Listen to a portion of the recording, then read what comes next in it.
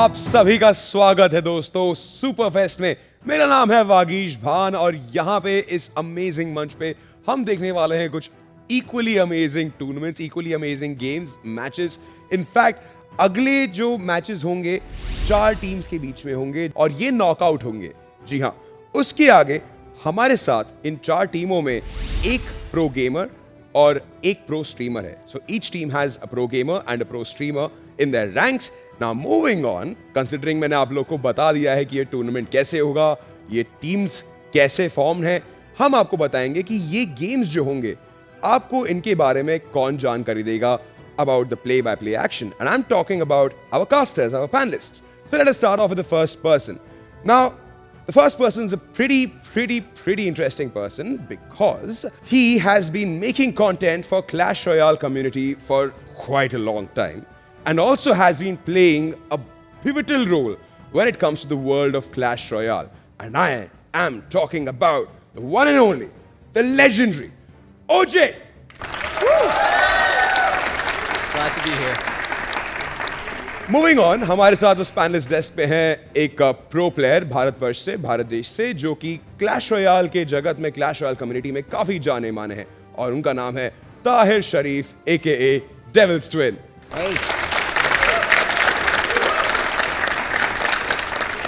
And last but not the least, joining us on the panelist table, on the casting table, is none other than one of the most recognizable people when it comes to esports in the country, and now also Clash Royale. I'm talking about Gautam, Workaholic Work.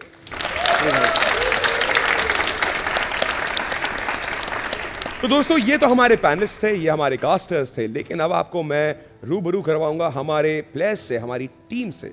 So let's start off with the first team here, जो कि जाने जाते हैं Indian nights के नाम से, और ये टीम कंप्राइज्ड है 2 अमेजिंग प्लेयर्स से। पहले प्लेयर करण मंगनानी, जो कि जाने जाते हैं जिन कजामा के नाम से, और साथ ही में उनको साथ देने के लिए, उनके सपोर्ट में उनके टीममेट हैं राजेंद्र फलिया, जो कि जाने जाते हैं हाउस ऑफ क्लैश के नाम से। ये तो थे इंडियन नाइट्स, हमारी टीम 1। टीम 2 की तरफ थोड़ा गौर फरमाते हैं यहाँ पे।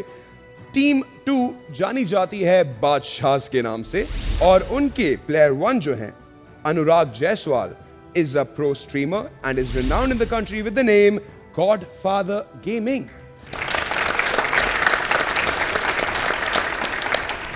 Secondarily, उनके साथी, उनके compatriot यहाँ पे Kartik Gangwar is another pro streamer, but he's more famously known as Alchemist Gaming. दोस्तों, ये तो हमारी 2 टीम्स थी, ये हमारे प्लेयर्स थे। हमने आपको अपने पैनलिस्ट से भी इंट्रोड्यूस करा दिया है, तो अब देरी है क्लैशेस की, तो बढ़ते हैं हम डायरेक्ट गेम में। All right, welcome everybody to the Superfest India. I am here, Gautam Workaholic, alongside OJ and Tahir, guys. Hey. Give it a big hand. OJ himself is sitting next to me right now. I can't believe this. Glad to be here. You know, we're big fans of OJ here. We learned how to play Clash Royale thanks to him, and it's been a great opportunity sitting here next to him and be on the same desk as him. However, here at Superfest, we have excellent games that are coming up right now, and the very first match that we have is between the India Knights and the Baadshahs, and the players are next to us, and I hope they're ready to go, because the first match today is going to be between Karan and Anurag. So I hope these guys are ready. So either players, it depends on what decks they're bringing in. So if the Godfather can predict what Jin is about to play, I think we're in for a pretty good show. Let's get into the game 1 right away, and let's see how things pan out. Yes, so the first match will be played against Karan going up against Anurag. Let's get the battle underway. Game has just begun. So guys, I want you to kind of take it over. OJ, I want to hear your thoughts. What's going on in this game right now? We don't know the cards yet. So we see they're just being good sports to each other right now. Okay, they both have Furnace in there. There's a high possibility that might even be rocking a Royal Giant in there, just because it's really meta right now and it just pairs so well with the Furnace. But we're gonna have to see if it's okay. So we see splash units coming out from both the sides. Yeah. So we see a baby dragon and the Dark Prince. Oh, with Electro Wizards, With it's Electro almost Wizards. a mirror match at this point. That's ridiculous. The Barbarian Barrel goes down, and it stops the Bandit from being dashed. It's just Not quite enough for Electro Wizard to take out the Bandit, but that's pretty equal right now in the middle. The Flying Machine goes in, takes out the Baby Dragon, and it's going to be enough to take out the Electro Wizard in the middle, going in for the Furnace. But he stops me. He does not want that Furnace touch to going go with the down. Mega Yes, Minion. that's right. I agree with you, OJ, because he's protecting his Furnace so that he can go ahead and get those positive Elixir trade. As you know it, Yeah. the Fire Spirits do a lot of damage. He's going in with the Barbarian Barrel to protect his Fire Spirits so that both spirits are going to connect to the tower. But the Baby Dragon does not stop it, so it's just the beginning of the stages right now, though. Unfortunately, that one spirit just hit the tower and Yeah. got the other two Fire Spirits as well.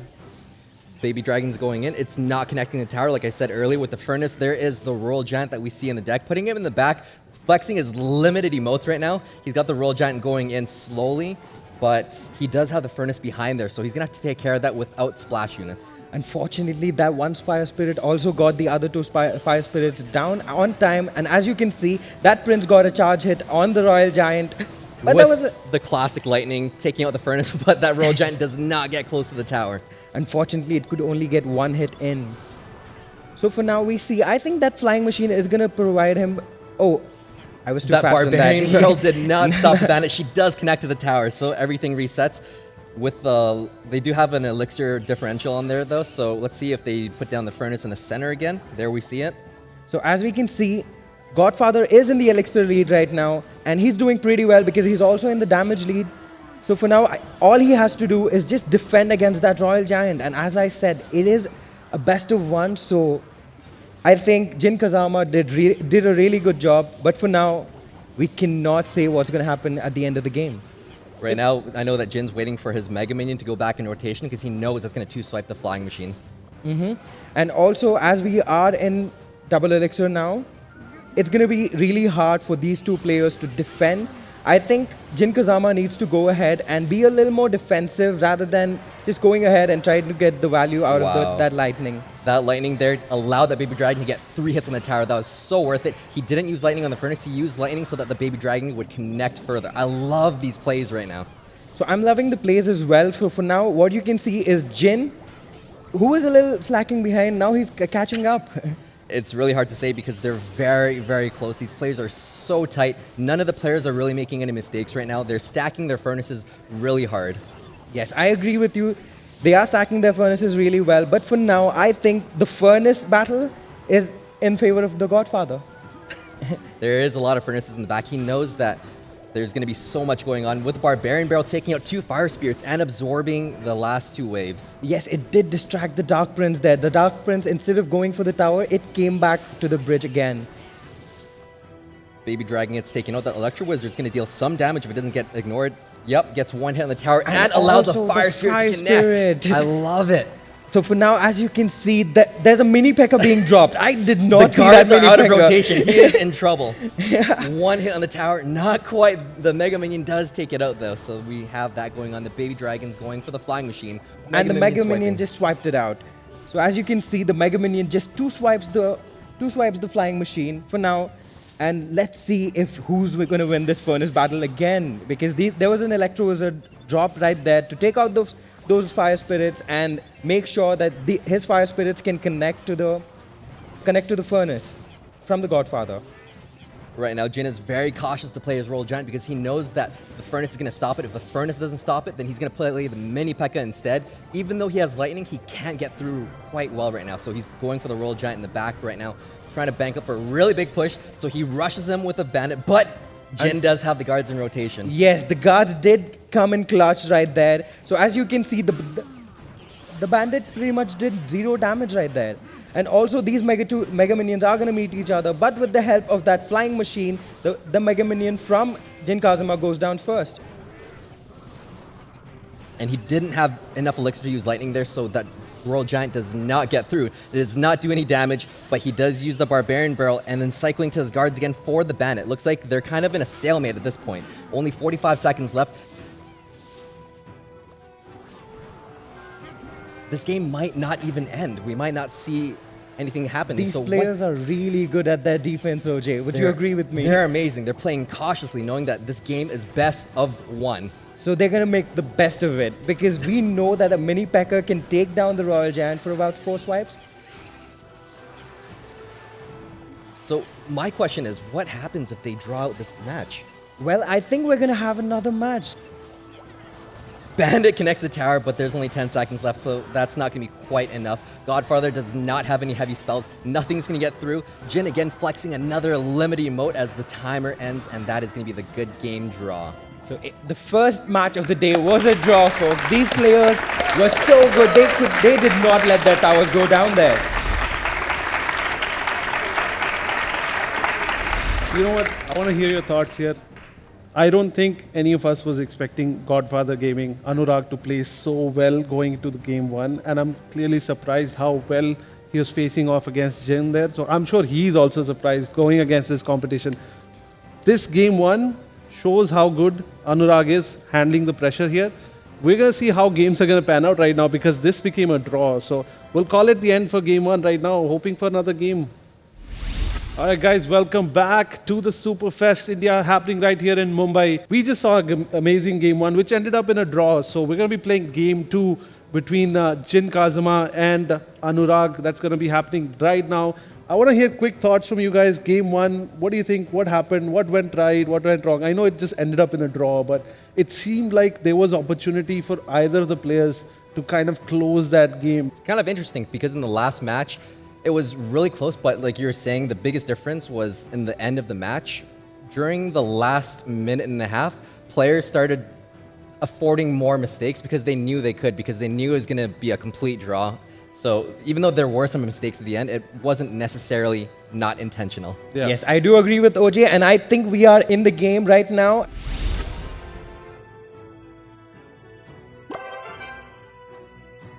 Both the players, Jin Kazama on the blue side and Godfather on the red.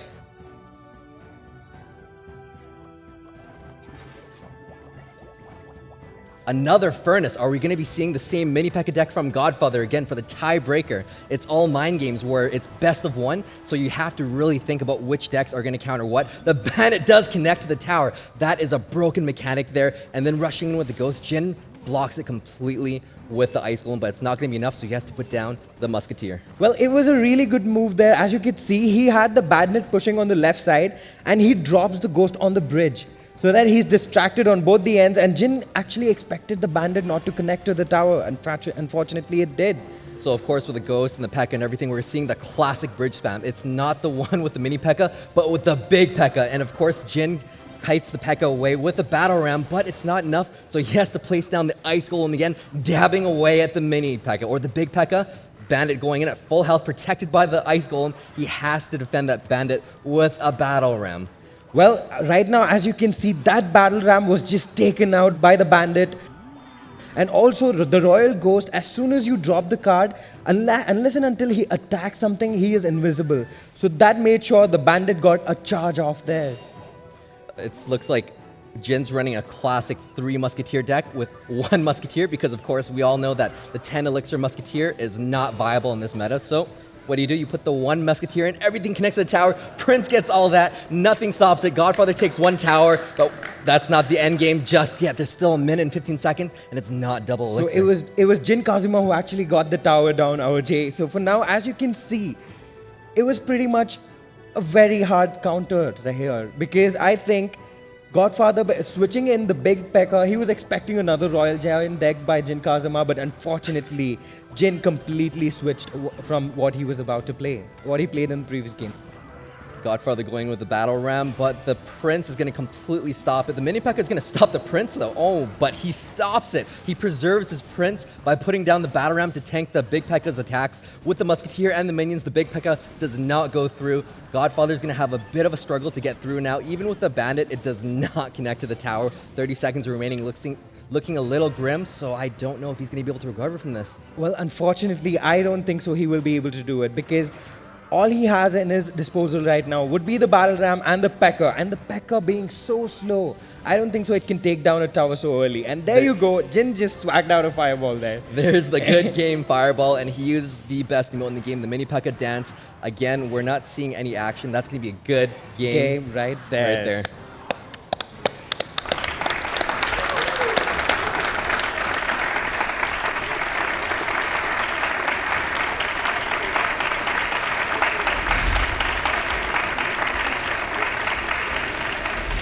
right, so no draws here, luckily, so we didn't have to do the tower damage. But that was an excellent game too here after the first amazing game that we got to see. Now, I want to hear your thoughts on this game itself. Of course, Jin played amazingly here. What could his opponent Anurag could have done better to kind of be in a better position in this game? Well, for now, switching in the P.E.K.K.A for the mini P.E.K.K.A was a big deal because if he would have played the Royal Giant against him, I think the big P.E.K.K.A would have done a really good job. There's no way the Royal Giant would have gotten through with that kind of P.E.K.K.A and the Furnace in the way. Well, I agree with you. So for now, as you could see, pretty much Jin Kazama had a faster cycle. So he could cycle through his cards faster than Anurag there. Yep, and with the variation of this, of course, this is the 3 Musketeer deck with the regular Musketeer. So it's a really low-cost deck, really good advantage in this point. Yeah, and with that, we will put an end to our game 1, which ended with 2 games. Thank you so much.